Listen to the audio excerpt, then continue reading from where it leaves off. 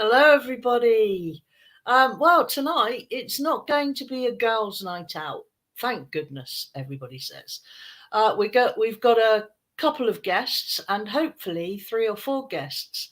But at the moment, it's just 2 guests, and we're going to be talking about introducing a group called InterUnion4Equality. Now, they did think that they would call themselves InterUnion4Equity, but when it was explained what the difference was between equity and equality, the group has decided, I think, that they will be InterUnion4Equality.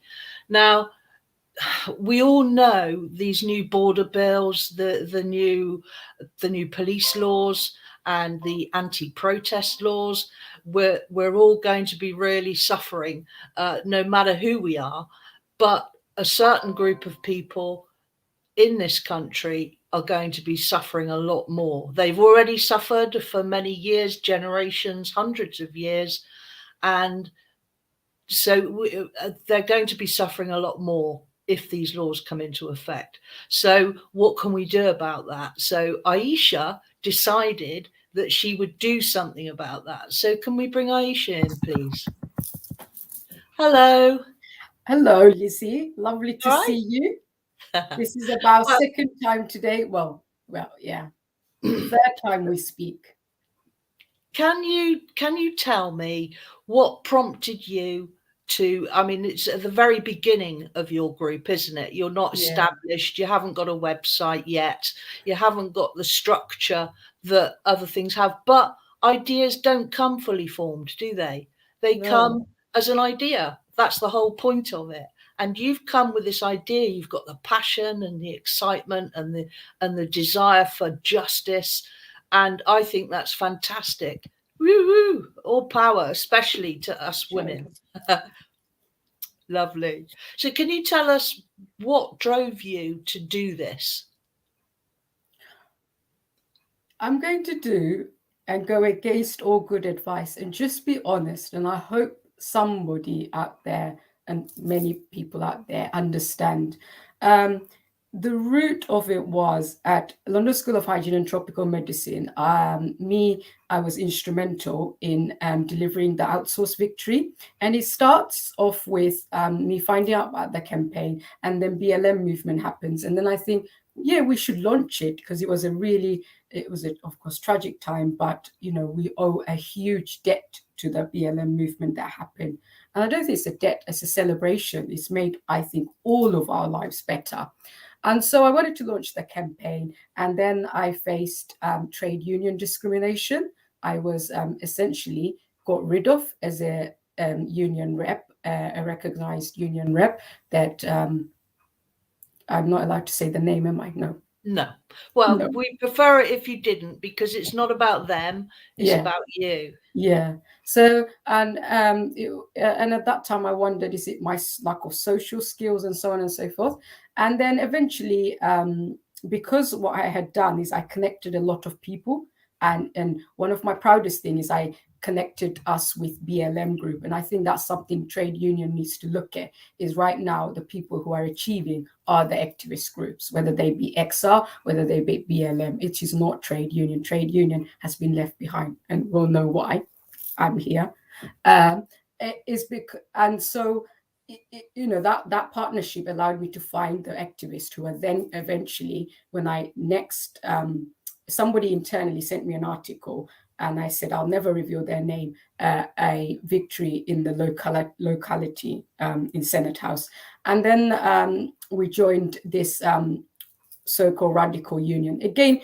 So eventually outsource victory was delivered, and that will show why we need to hear the voices of outsourced colleagues like cleaning and portering, and what really happened to them during the pandemic. And we really need them to speak, not me, not a privileged white lady like you. And so the victory happens, and then when they announce it, they do something really cruel. They leave my name out.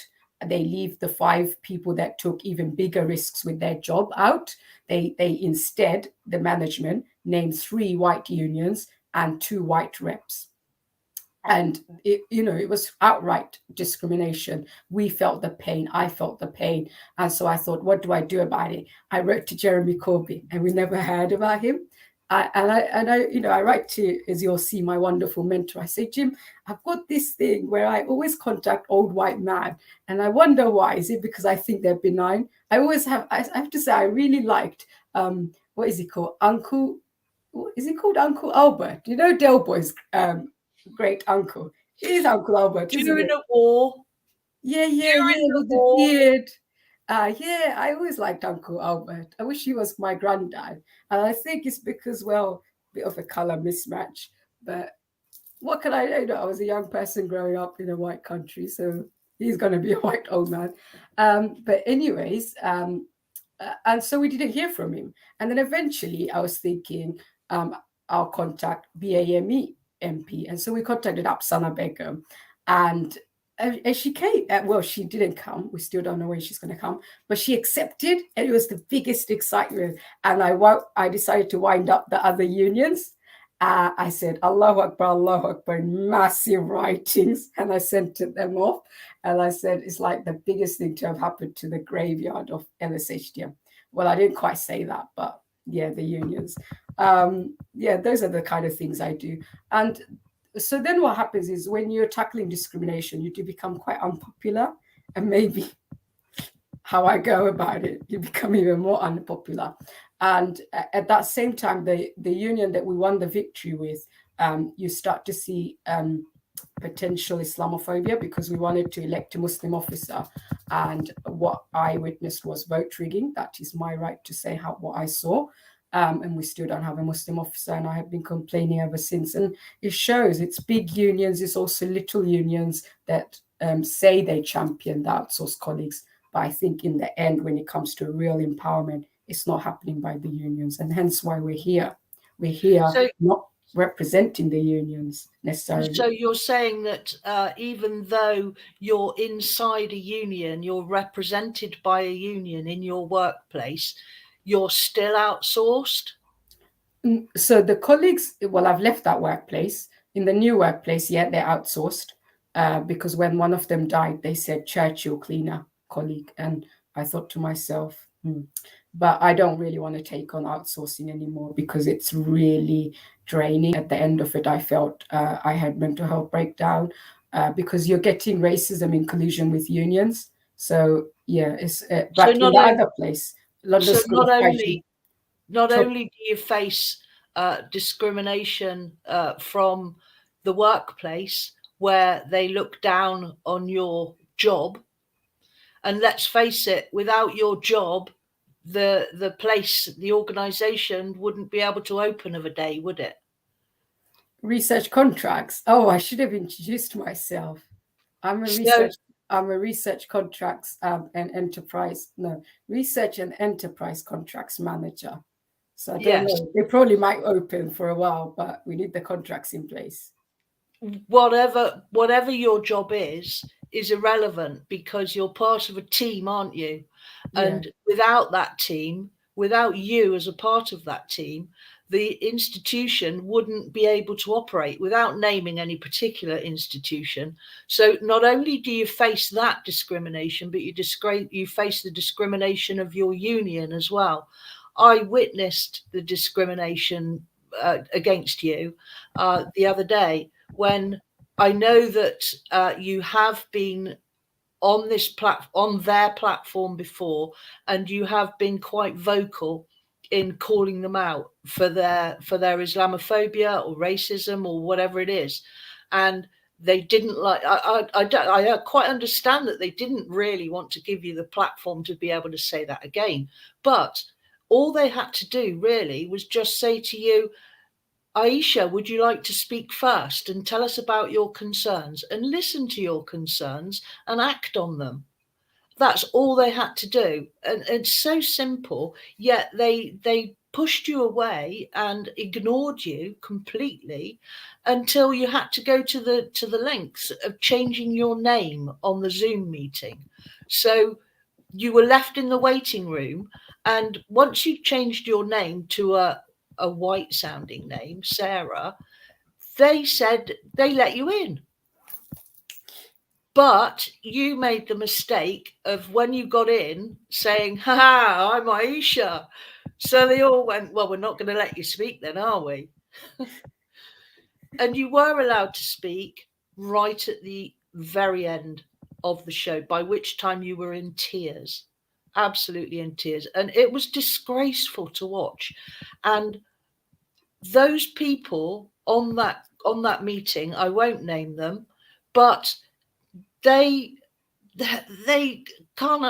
possibly can't understand how it looked to first-time viewers like me, how it looked for them to be treating you so abominably. So your group, it's got about 100 people in it at the moment, and it's called InterUnion4Equality, it's going to be now. And so have we got Jim with us? Could you put Jim in, please, Gaz?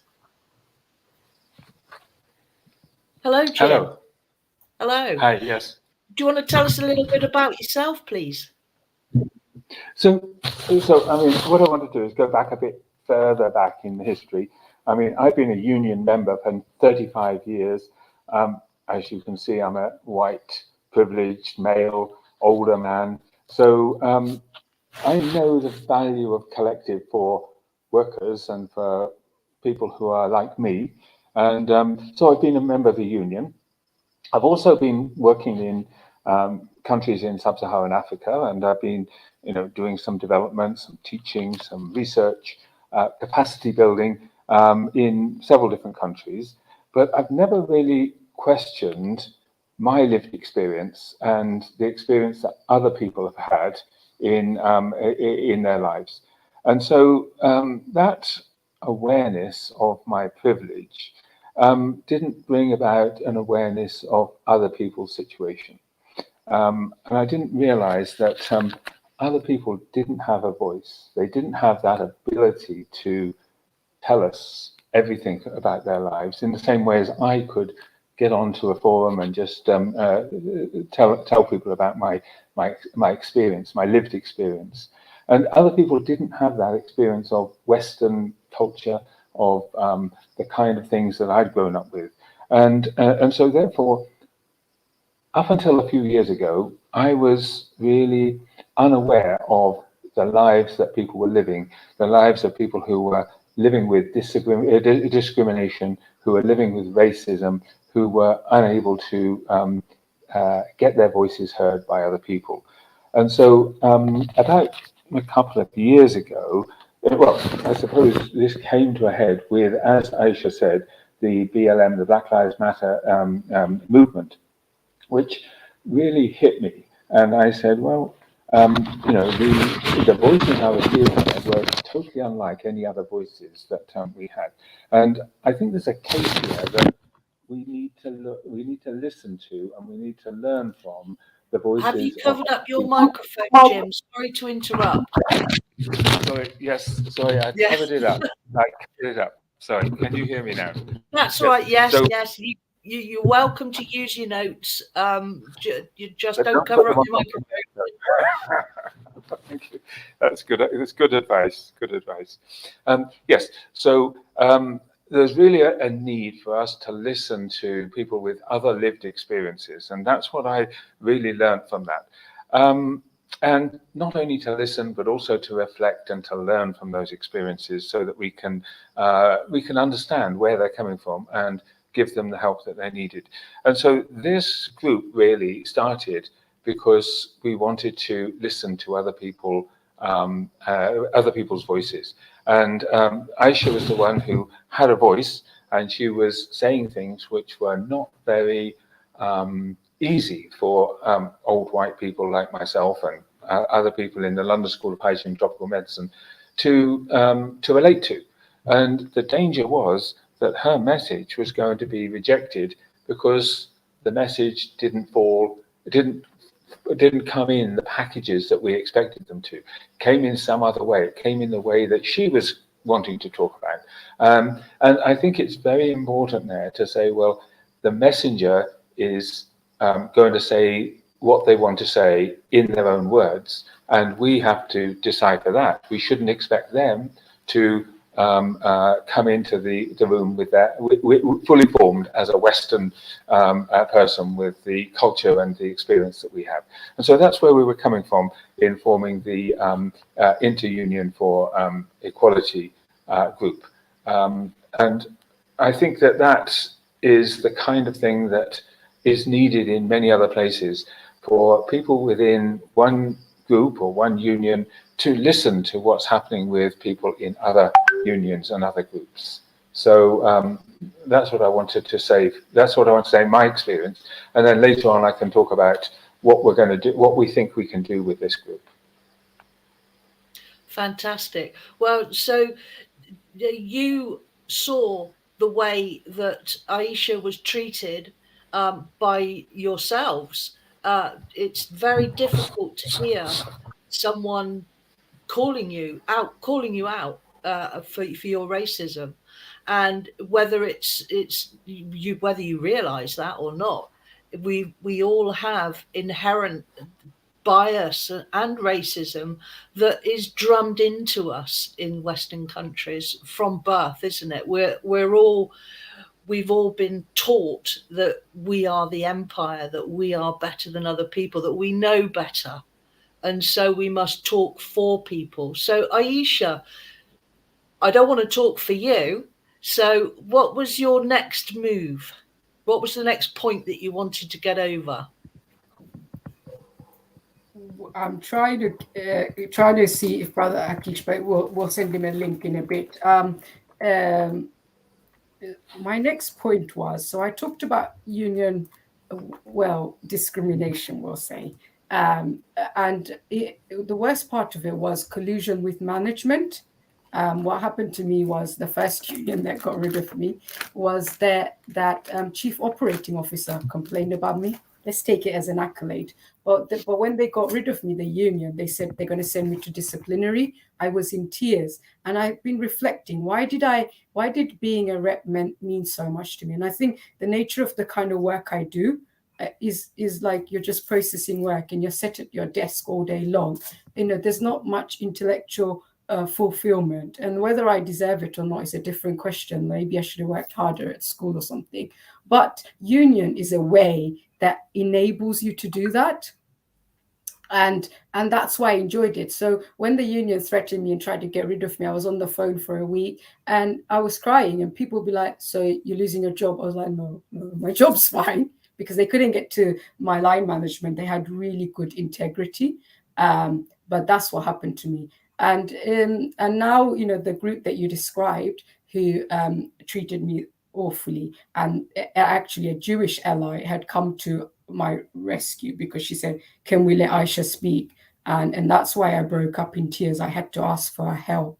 And today, reflecting, I'm here, God willing, because I'm being supported by Jim. If I didn't have Jim's support, I wouldn't have been able to set up this group. I'm kind of dependent, and in the morning, you and Jim kind of trained us, because we're a bit nervous, me and Brother Akic, because, if we were maybe Black academics, then maybe we'd be a bit confident, but the nature of our jobs, we just not had this wonderful opportunity. It is a bit saddening at this time. However, my sister Marvina is glowing on the screen. So yeah, it is an exciting time. We do have amazing Black royalties in our spaces that are empowering us, because Marvina has spent several hours giving us some media training.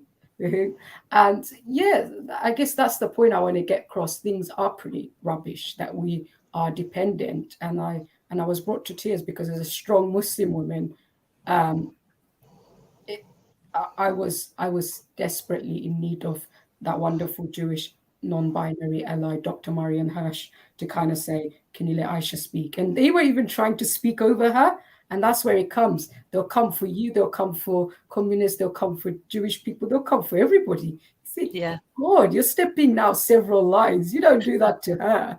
You know what I mean? A legend. So yeah. Well, talking of Marvina, the legend, as you call her, here's Marvina. She's she was going to be our co-host, and she is now. She's here. She can be our co-host, and so we would like to know why you got involved. What drew you to Aysha's group, please? So one thing I want to paint for people is there's always a beginning of something greatness, and what you need to be able to do is be able to hear about people's stories and hear about why the why behind their movements, and see if you choose to support and nurture and build who they are. And people are not, for a lot of us activists or people in the community who are trying to do our best, to be an activist is just an activated human being. And that's what Aysha is. She's just an activated human being. She's still, we all have our flaws. We all are learning. I learned about her from River.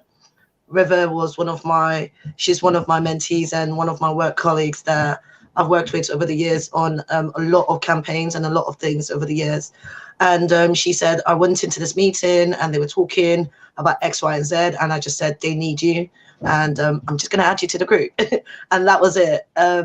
And she added me to the group. I made sure I had a conversation with Aysha, just understanding what she wanted to achieve. And what you need to understand with movements is that it evolves. You don't need to have a perfect idea in the beginning. You don't need to know what the end looks inside. What she wanted was to definitely tackle the inequalities that is faced in the union that also creates biases for marginalized and disadvantaged community. She was really keen about giving a voice and influence by bringing people, and maybe the methods of recruiting is different for different people. For us, there is something called racial trauma, and I want people to get used to that. What Aysha is talking about, and I don't want us to mull over it, is racial trauma. She has gone through, and a lot of us in our communities know what that feels like, to be silenced, to be ignored, to not be seen, to not be heard, for your influence to not have any power. And then you go to your union thinking, that's the place that someone will fight for me because we're all here as comrades. And then you face the same system outside the union that made you come into the union to get help. And this is the kind of things that we need to be able to be aware of and be able to say, as an ally, and I use this word allyship, it's about you acknowledging there's a problem. And when you acknowledge it, you then need to act. And then when you act on that inequality, like what Jim's done, you then advocate for the change. And that's what you're doing, Liz. And when you advocate, then you listen, and you're creating a platform for us to listen and hear what the problem looks like for people of marginalized backgrounds or minority or ethnic groups. And then you proceed to learning and unlearning your own unconscious biases, your own barriers that stops you from getting to that point. And the last bit is the part that everybody fails, is yielding. Yielding your privilege and turning it into power. That means allowing me to come and co-host with you today. That means you looking at the way that there might be questions missed out in the space that I can try and drag out. And sending some massive love to all those in the amazing Resistance TV. Resist TV is just doing so much for the left for us to keep all this information going. But I want us to look at, how do we support startup movements, startups union? I would love for a union that really reflects the everyday people. I love unions that actually give the voice to the marginalized and disadvantaged communities. And I don't like even using the word marginalized and disadvantaged, but we are. I'm calling it as it is. We are disadvantaged because we are in a system that is biased against us, not by our doing, but by the system itself.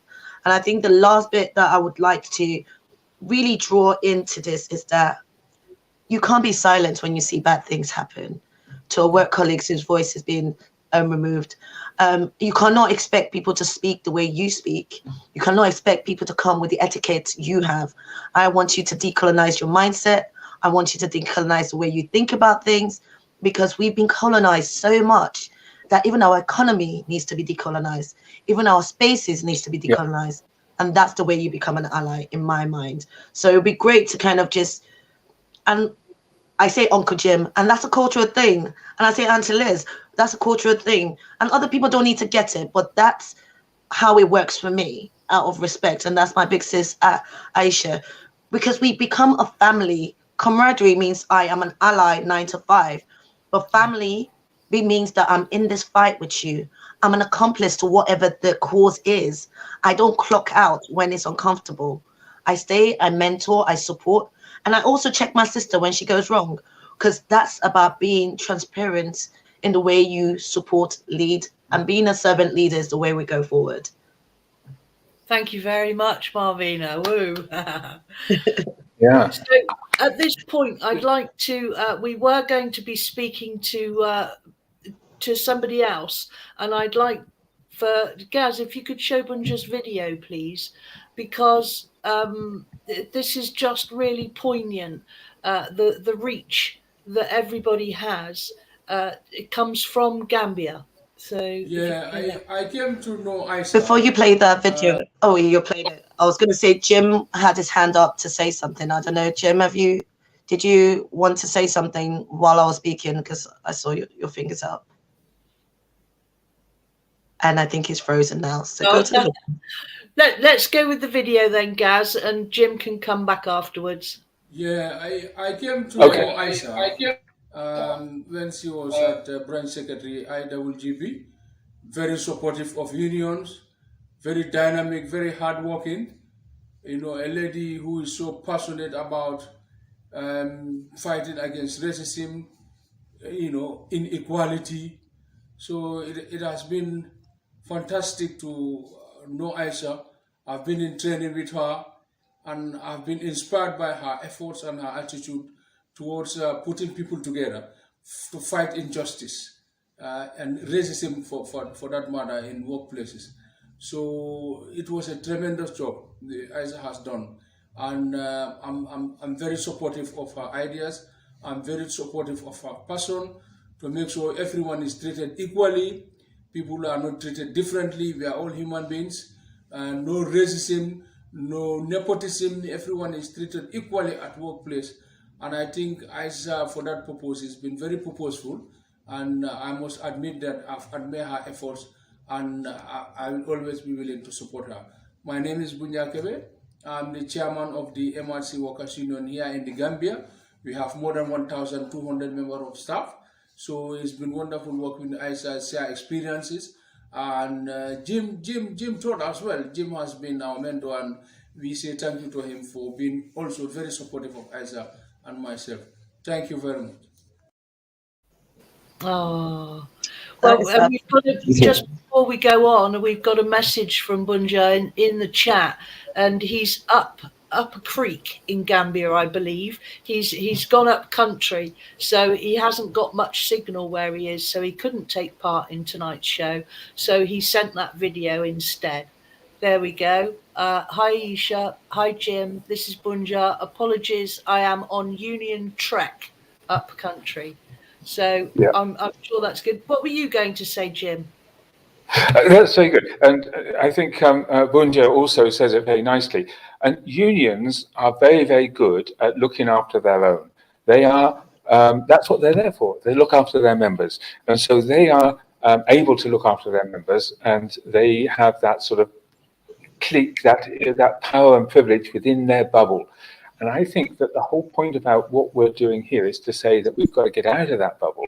We've got to cross the boundaries from the unions and say unions are good, but we need to be able to talk to other people who've got other points of view. We need to talk to other people who haven't got a voice within the union, haven't got a voice within society, and make sure that they too get the opportunity to start that exchange. And I think also Marvina said something about the mentoring factor there. And I think that we need to get out of our bubble, of our comfort zone, and mentor people from other walks of life, from other disciplines, from other religions, from other faiths, from other areas, just because that way we can pass on our ideas and skills, how to present our messages and things like that. But we can also learn so much from their mentees about their lived experience, about their experience with racism, and that is going to make us better at the same time as we help other people to achieve their goals in society. So I think that's an important point, to get out of your bubble and start mentoring people in other walks of life. Thank you, Jim. And Aysha, I know that you want...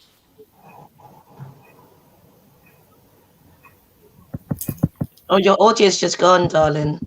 Oh. I can hear you now, so go a little bit louder. speak up, Oh. Aysha? Oh, you want me to speak with who? Yeah, you know, my brother, if you can, yeah. You were going to say about Bunja's experience in Gambia, about his union rescuing one of his members. Yes. So, you know, I don't know if Brother Bunja is here or not. Assalamu alaikum rahmatullahi wa barakatuh to my brother. And Brother Bunja, of course, gave some fantastic praise to Prof. Jim. I mean, he really deserves it. And he has invested, as you saw, so much. He's helped us with script for this. He's done so much and so much. And it was fantastic, Brother Bunja, to also call Jim a mentor as well. That was really good. Yes, so my brother made the video and he decided to give me all that time. And I was hoping he would cover a key topic. So one of the, you know, why our group is so important is we're giving platform. And when you give platform, when you're able to listen to other people, that's when you get invaluable information. And neither me nor Jim knew the impact. So Jim understands the issues much better, but the impact of what London School of Hygiene and Tropical Medicine does with MRC, Medical Research Council, i.e. UKRI, is the funding that they give ends up in a discriminatory way of being used. And I don't think there's any other way. What happens is some employees are paid the local rate and some more skilled people are paid the UK rate. And the local field workers who do the global health research, turns out the pay is so bad, people end up in jail because of their missed payment. And this is where, mashallah, my brother's union, they have a 79p union fund, and that fund then Brother Bunja takes and rescues people from jail, collects people's parents and pay the rent. Also, global health leader on Sage panel as we speak pays people so little that yes, the employee can get decent medical, let's pay attention, decent medical health care, but not their family. So the family is also paid by this humble fund. Also, one of the funniest thing, oh my God, Brother Bunja also said in the summer, the training that we went to, organizing training that Jim took us to, is that he said that he said raindrops fall on them in their prayer room. And he said, it's okay, we fixed it. That's not, and also he's in London. No, we got a server which makes a lot of noise. You're sometimes stepping over the brothers to get out of the room because you have to go out. I mean, you're praying next to the shoes because the room is so tiny. In the brother side, and says we can only fit 3 people about. I mean, it's pretty crap. And when I went, sorry about that. And when I went there, there wasn't even a curtain there. And I thought to myself, I'm not praying there. And I went off to SOAS because I'd been being fired left, right, center, not from SOAS though. And I knew how to get into the building, and I thought, no, I'm not praying there. And eventually, they were quite nice. Eventually, a curtain came, a very nice curtain. But can I ask a question about this? This is what I want to pull out of this part of it. InterUnion has created a safe space for marginalized community minority groups to be able to come and air out grievances and then get other people to understand. It's almost like a safe space for you to come into. And it's still being formed. So let me make this clear. It's still in its infant stage, hence why it's called an introduction, right? And this is a call to say, if you've got the expertise of what it takes to form a group, if you've got the expertise of what it takes to create a union, if you've got the expertise of how to mobilize and support those who are in the grassroots, if you've got the expertise of connecting the union to the communities, because that's a big fail we have in a lot of our unions just cares about what happens to their members. Their members are part of the community. The community best and far, if they know what's happening to their workers, will come back and be able to stand in solidarity. And this is where the survivor solidarity is important. So what you're talking about, Brother Bunja, there is really iconic of how he's seeing the ripple effect of putting communities into the space, into that conversation. So now InterUnion has this way of, I'm an activist, I'm not in a union, I'm in a community. I'm just working and doing what I'm doing for better future for my children and a better future for I fight any inequality, but I'm in a space with people who are in the union. I'm in a space with those who are working for other causes, and I can share my skills on organizing or mobilizing, but also be able to challenge. So when we had the Black Lives Matter uprising, how many unions did you see support it? I'll wait. You probably hear crickets for like potentially. We reached out to so many unions. Everybody wanted to issue a statement. I want to see you're investing in Black people's kite mark. I'm waiting. I want to see your succession plans of breaking the barriers. I'm still waiting. Now let's take that to Islamophobia. Then when you think about the intersectionality of what the oppressions might feel for our communities, someone would say, well, that's not my problem. Okay, it's not your problem today. It will be your problem tomorrow. Exactly. And we need to make sure that we all step into this space of not leaving anyone behind. It's like a radical self-love. And people know me for saying kill them with love. But what Brother Bunja is going through in Africa in its own trade union is similar to what Brother Akic is going through in his own union. It doesn't matter where we are, but the melanin in our skin, the hue of our background, the fact that we are seen as migrants when we are Black, but experts when we are white, when we migrate, that shows you there's a problem in this communication. So decolonizing your mindset in unions is the way we need to move forward. So for the unions that would have heard and felt that this was a personal attack on you, I will say die to your ego right now. I will say, listen, this is not about Aysha. This is not about Marvina. This is not about Professor Jim. This is not even about Liz. This is about you being a better human being. Yep. This is you choosing to do the right thing of what the unions were created for. This is a way now to take those conversations into the community and bridge those gaps. Or else, who are you really fighting for? Whose lives actually matter to you? Yep. Are they your friends or your clique or those that look like you? Or would you ever sit in a place of knowing as an ally you are going to get it wrong? Being an ally and a mentor, you will always get it wrong. But you're choosing to be uncomfortable in the process of creating a legacy of change. And I don't know what parts you want to stand when it comes to workers' rights, because we are all here for a better future.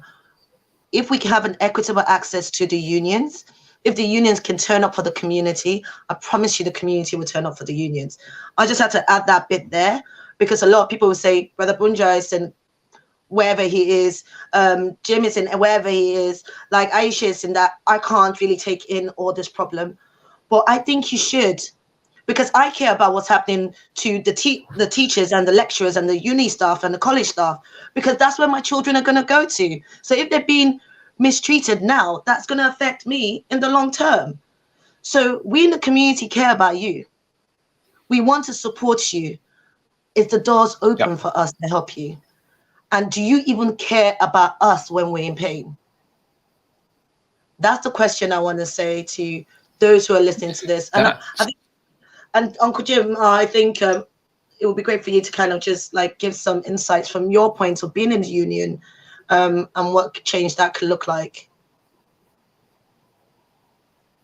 Yeah.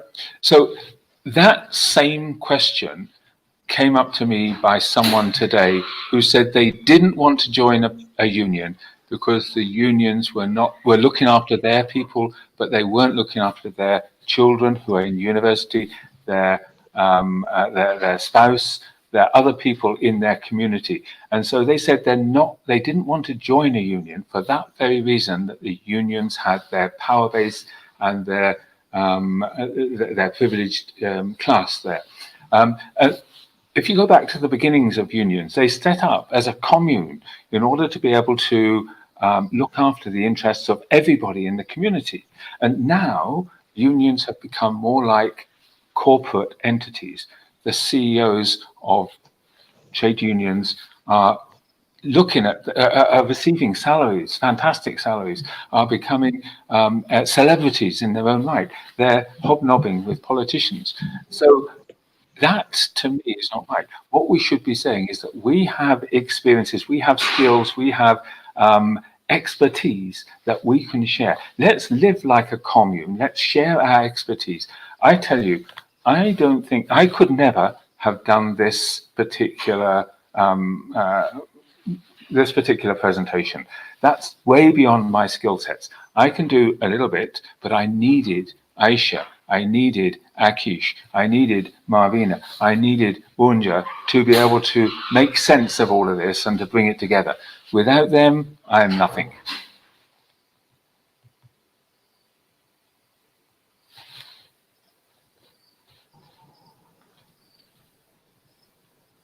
I think we've got our brother Akic in the room, and we want to say thank you so much.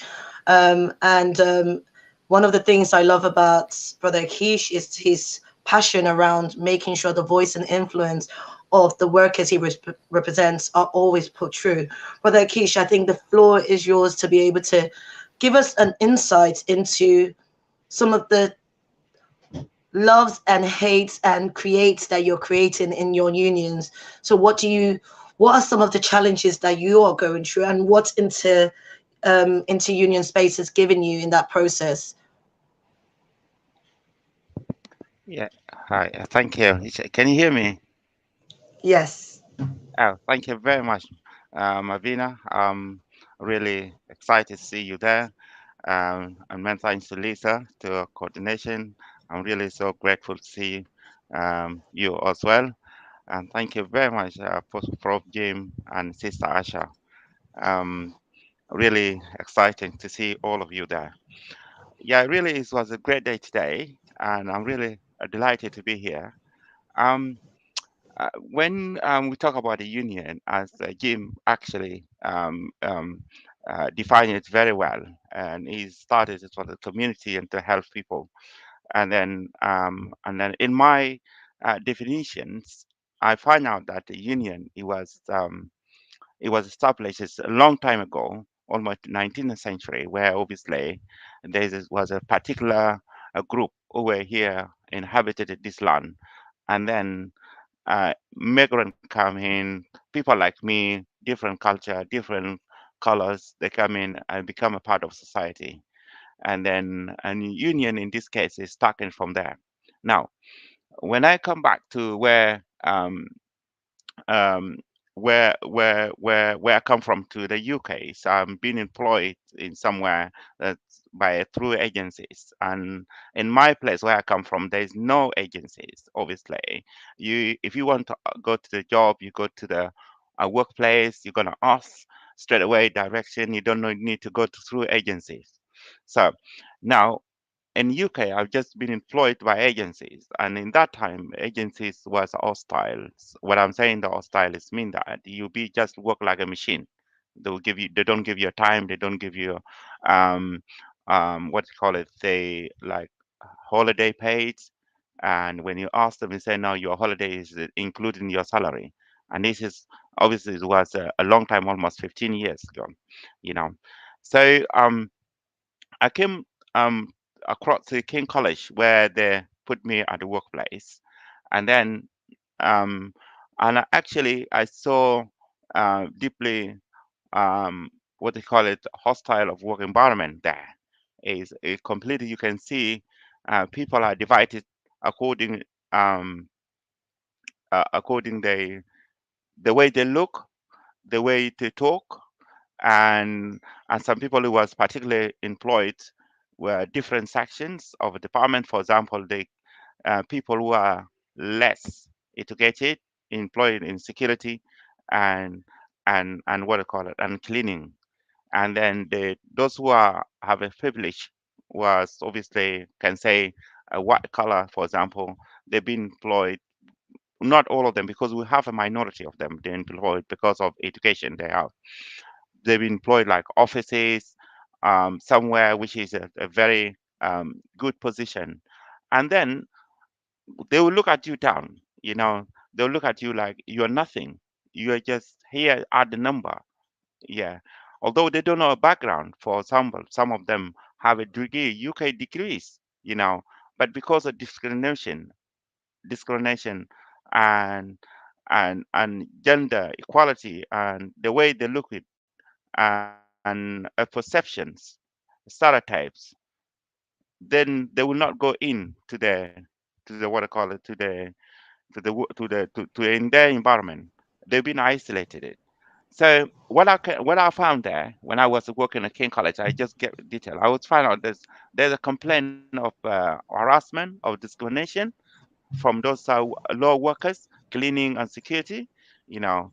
So and when you complain, and no one whatsoever who just can take your what I call it, your complaint. Why? Because you're not a part of union, and then you are agency worker.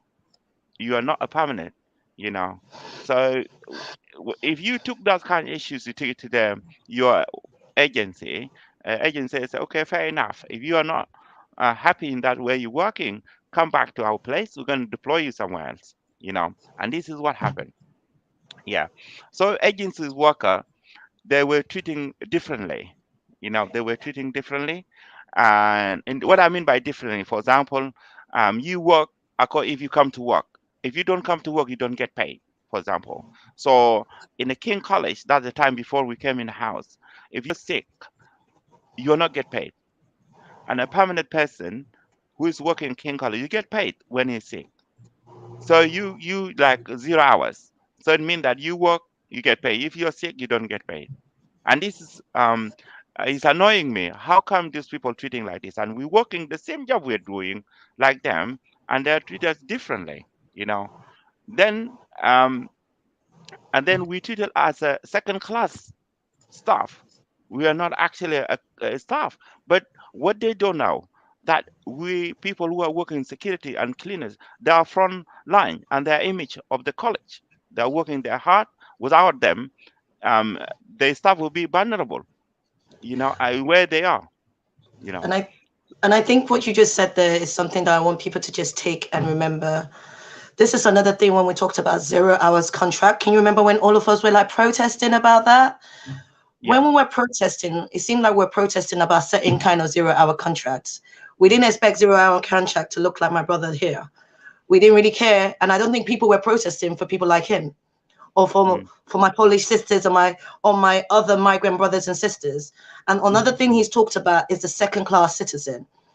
I do not understand why anyone thinks in their right mind that they can look down at anyone. Let me say this. I used to be a cleaner. Hear that? I used to be a chambermaid. And that I find as one of the hardest, but also I enjoy that job. And I know that it's a skill that means if ever I need to, I can go back to. And when securities who protect the colleges and the schools and the environment, like your life depends on them. When we're clapping for NHS, I celebrate all our NHS workers, but I also celebrate our frontline workers who, like the cleaners, if they didn't clean and disinfect the spaces, you will not be able to have a safe space to be. The security who had to go to work and never had the options of working from home. And again, imagine that, not even having the option. So this is why it's so important for InterUnion. And I think, Brother Akisha, it might be great for you to highlight the actual issues you faced through now that you're now, I don't know, your colleagues are facing and what your union is doing and what you're getting from the space. You've got like 2 minutes to kind of like summarize it. Yes, yeah. So what happened is, when I saw this thing is so distressful, and I start with some of my colleagues, we start recruiting the cleaners and security to come to the union, and then after we got numbers of union, numbers of members, we complain about coming in house, or complaining about the coming in house. When we come in the house, we thought that everything is done. Yes, fair enough. We got a secure job. Everyone got a secure job, and everyone is happy. But there's so many things not being done. First of all, we asked them about what I call it, the development, career development. So we want them to be treated, to lift it up, to go a ladder. For some of them who have a degree, they already maybe they have English as a second language. They should get training to get a ladder, to get the offices, or they can get a job, even a better job. The people who work in the office, I'm not saying that, but they can be better if they're doing a process of training. This thing I haven't done yet. And we have some cleaners who speak in Spanish only, and then they should be like opening English classes, it could be a compulsory, because obviously their job is vulnerable, because even some, if they are cleaning and they can't read the label of the chemical they're using. See, now Ken College can be a vulnerable for suing them if something happened to them. So those people, they should say, okay, if you can't read and write, so let us do this for your own safety, and for the king what they call security also, and this is not going to be done now. I find out that they employ people who speak Spanish, yeah, than just telling those guys to go and learn English. They're employing them to broader Spanish speakers to help those people, yeah, to, if they have issues, then being what I call doing employing English language, what I call no compulsory, get them to learn English language. Therefore, they will have a little bit helping themselves. Now, what I want to say here now, we want those who came in the house, uh, all of them, and be treated equally. um, Let them train them, let them get a good place in a workplace. We don't want them, their children tomorrow, to work like a cleaner or security. We want them, their children, to be better off than their father, not following the path of their parent. Yeah. Thank you so much. Liz, I want to come to you now. We can't hear you properly, Liz. Yeah. Okay. We'll go to Jim then. Okay. I just want to, sorry, Aysha wants to say something in a minute. I'm just going to say that we have really 3 points where everybody can play their part in this. One is show respect for every single person, whether they're working in the same job or whether they're in a different job. Second thing is identify racism and root it out, name it and shame it, and make sure that that is identified within your workplace, within your union, within your community. And the third piece is we can share our experiences with everybody. We can mentor people of different types, different experiences, different lifestyles. And that is going to share not only our knowledge with them, but their knowledge with us. And those are the 3 points which we think are really important, which we're basing it on. But I know Aysha wants to say something. Yeah, so Sister Aysha, one of the things I would say, so what is InterUnion planning to do around the future of the next step? So hearing the issues that Brother Akic, you've done so much work, and I really want to applaud what you're doing. So how is InterUnion planning to create the solutions that is quite an innovative strategy of the way it's going to work forward, and what do you need from people? Yeah, so I think I want to talk about something, the opportunity. Mel Mullings, fantastic BLM sister, RMT union. And as we saw in our group, they are probably they are the strongest union in the country, I think, and their Black members are well strong. But we only saw a couple of them outside Unity House complaining about, I believe, Edward Dempsey or something about blackface's scandal. And that's just not on. And this is where we come in. Despite having 100, though, we only can think of a couple of us. So if today somebody's watching and somebody watching later, please come forward. If you have suffered union discrimination and you feel strong enough to speak about it, because me, Brother Akic, Sister Mel, and I'm trying to also contact another sister who suffered picket line racism. And I like the word picket line racism. You're out in the cold. You went out there in the cold, said no to the wages, and you're made to feel unwelcome. And that's what happened to one of our sisters. And the only people who spoke out was Jim and me in that group. And she's, to this day, reminds us how she's upset nobody spoke up in that organization. And ironically, their banner, a weird banner, has a Greek mythological thingy in LSHTM. And at the bottom, it says equality and health. Where's the equality? Where is the equality, and what is Greek mythology got to do with global health? I don't want to be seeing these uncovered Greek figures. And actually, the woman, the sister, is actually behind the man. So you know what I mean? Check your standards, people. And so the point is, we're going to get us together and we're going to do a Zoom recording, because it's not going to be TUC who's going to help us, and it's not going to be Black members, no matter how strong. Brother Glenroy, what a legend. Sister Ebony, Sister Mela, African Congress, they inspire me. is we're going to have to be several of us who are secure in our job, who are not afraid. And I'm currently not actually secure in my job, but hey, I don't care. I'm going to go for this. And if we can record a Zoom recording and if we can circulate it, I think that's the only way. You know what? We have, I don't know how long trade unions been around. Jim can tell us, let's say 200. Once in a 200 or 150 year opportunity to sort the trade union. Trade unions are needed today for one thing only. And actually, post BLM, you know what you said, Marvina? You said, if we don't sort this out, unions will need us. They are failing today because they did not reach out to BLM Group. BLM Group had a couple of meetings with them. Hey, we're big and we're strong. They didn't reach out, and that's why we are seeing the, let's just call it out, UCU. The strikes have gone badly wrong. And when I turn up on that Wednesday, why they hate me so much is because I tell them, look, equality needed to be at the center. And what we managed to do is we managed to uplift one of the equality officers from a prestigious Royal art place. I think you got it now, the name. And she said it, we need to have the equality at the center. And she did it in a subtle way. I'm sorry, subtlety for some people ain't working. And also, if you're constantly playing by a systems rule, you got to speak indirectly, you got to do this, you got to do that. If we're playing by other people's rule game, how are we going to win the game?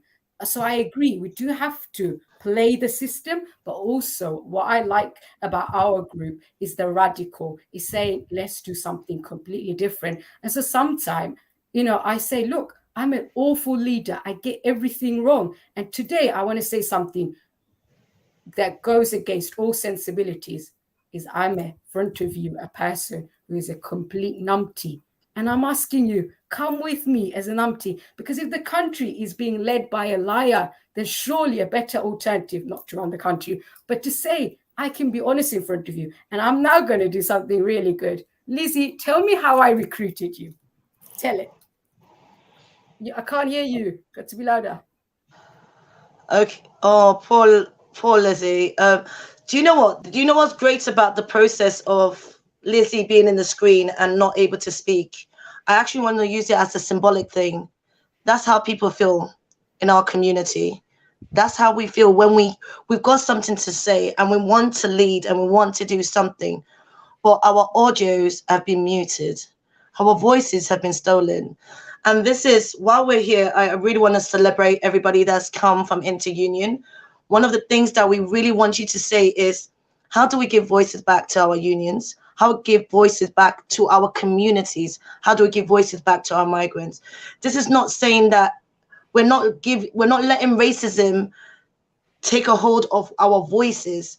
It's saying that if the people united can never be defeated. Let me repeat that. The people united can never be defeated. And if we work together, if we support each other, if we find out how we can work in an empathic way to be able to create change, we should be able to make that difference. So now I'm going to just, because I can think our time is far spent and we literally have 2 minutes to round up. And I'm just going to bring a summary to stuff. I know, Aisha, you've got something really quick, 30 seconds. Oop. Right. How I recruit is I go to trade union meetings and I tell them, Lizzie, just put your thumbs up. I say trade unions, I'm going to use the R word, are racist, because Lizzie used it right at the beginning. And guess what? Black and white people, they come because people want the truth. I went Sunday, found lots of white people. They looked quite sad and miserable. And I found them and they came because they're dissatisfied with unions. Paula Peters, discrimination against disabled people. So there's a lot of common grounds. Tell the truth. People come.